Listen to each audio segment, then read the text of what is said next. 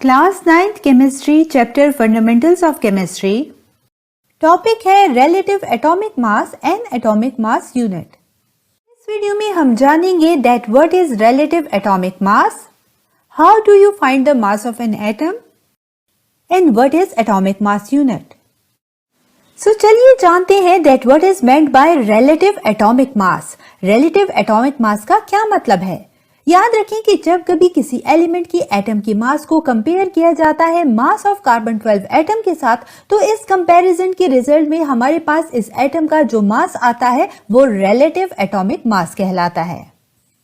For example, nitrogen atom की मास को जब हम कंपेयर करेंगे कार्बन 12 एटम की मास के साथ, सो इस कंपैरिजन के रिजल्ट में नाइट्रोजन एटम का जो मास आएगा वो relative atomic mass of nitrogen कहलाएगा। अब सवाल ये है कि क्यों हम किसी भी एलिमेंट के एटम के मास को कंपेयर करते हैं कार्बन 12 एटम के मास के साथ।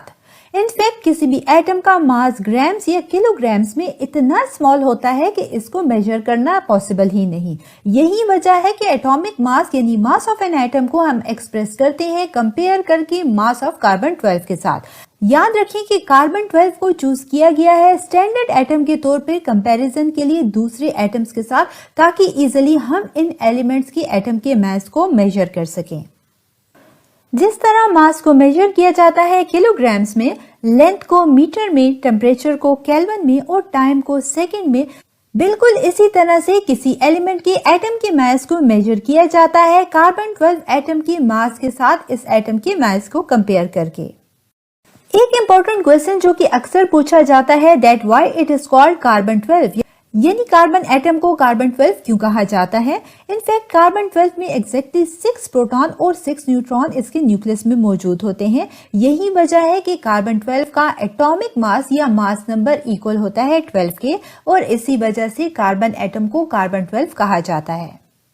जैसे कि हमने डिस्कस किया कि किसी भी एलिमेंट की एटम के मास को मेजर करने के लिए जो स्टैंडर्ड चूज किया गया है वो है कार्बन 12। याद रखें कि कार्बन 12 का जो 1 एटम होता है ये कंसिस्ट करता है 12 यूनिट्स पे, यानी इसे फर्दर 12 यूनिट्स में डिवाइड किया गया है। जैसे कि स्क्रीन पर आप देख सकते हैं कि यहाँ पर बैलेंस की एक साइड पर हमारे पास कार्बन 12 मौजूद है और ऑपोजिट साइड पर हमारे पास ये कार्बन 12 के 12 यूनिट्स हैं, यानी कार्बन 12 हमारे पास इक्वल होता है 12 यूनिट्स के। सो इन 12 यूनिट्स में हर एक यूनिट इक्वल होता है 1 AMU के। AMU जो कि एब्रीविएशन है एटॉमिक मास यूनिट का, और ये एटॉमिक मास यूनिट हमारे पास यूनिट होता है रिलेटिव एटॉमिक मास का। सो जैसा कि हमने डिस्कस किया कि रिलेटिव एटॉमिक मास का यूनिट है हमारे पास एटॉमिक मास यूनिट, जिसे AMU से रिप्रेजेंट किया जाता है। सो चलिए जानते हैं that what is atomic mass unit. One atomic mass unit is defined as a mass exactly equal to 1/12 the mass of 1 carbon 12 atom.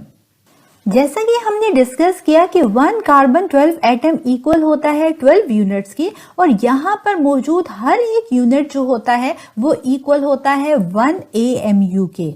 So 1 AMU कितने की इक्वल होगा हमारे पास।